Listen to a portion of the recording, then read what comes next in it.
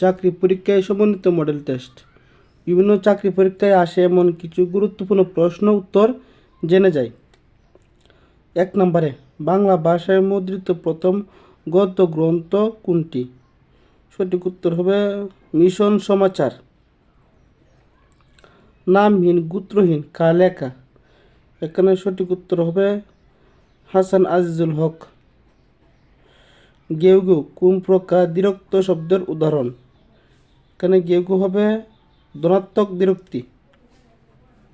অনিলা কোন গল্পের নায়িকা? অনিলা কোন গল্পের নায়িকা? এখানে হবে পয়লা নম্বর। পাঁচালিকা হিসেবে সর্বাধিক খ্যাতি কার ছিল?